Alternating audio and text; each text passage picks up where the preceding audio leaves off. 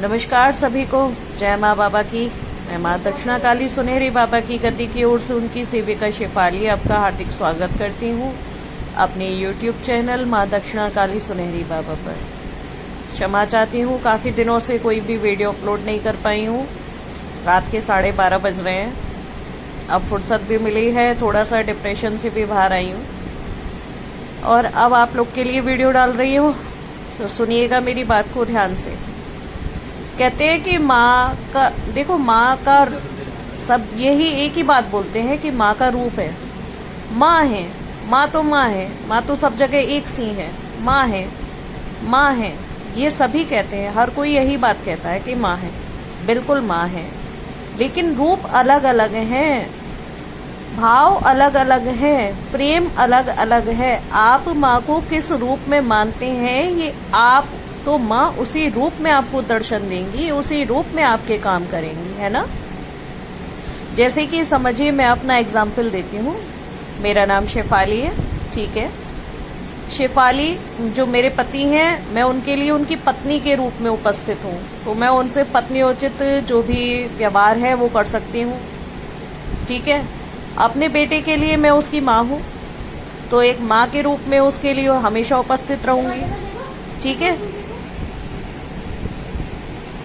अपने जो संबंधी हैं, जैसे मैं अपने भाई के लिए बहन के रूप में, अपनी भाभी के लिए एक ननद के रूप में, अपनी माँ के लिए एक बेटी के रूप में, अपने पिता के लिए एक बेटी के रूप में, अपनी बहन के लिए एक बहन के रूप में, अपनी सहेली के लिए एक सहेली के रूप में उपस्थित रहूंगी।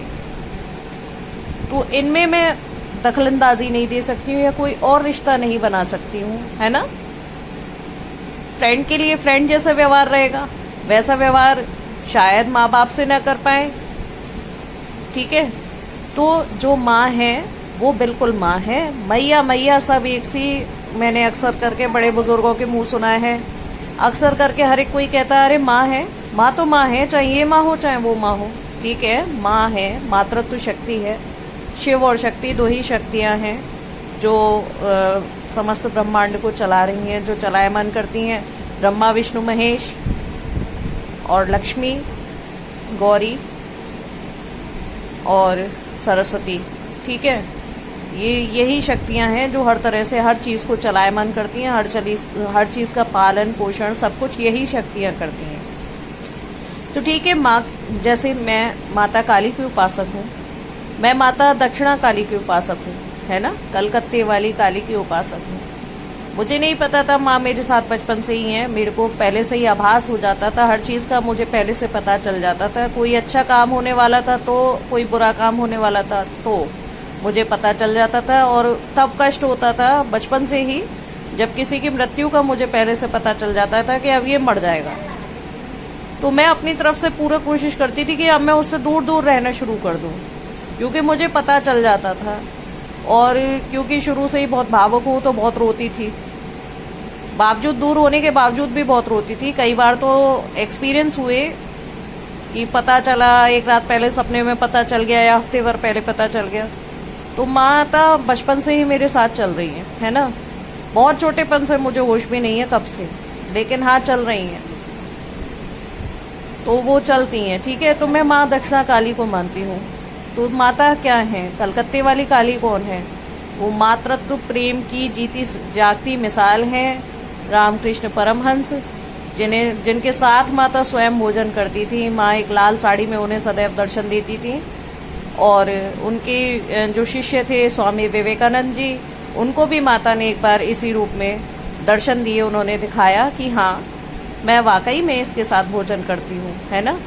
तो माँ सबसे ज़्यादा प्रेममयी करुणामयी जो रूप है माता काली का, वो दक्षिणा काली हैं, भद्रकाली हैं, ठीक है, कंकाली हैं।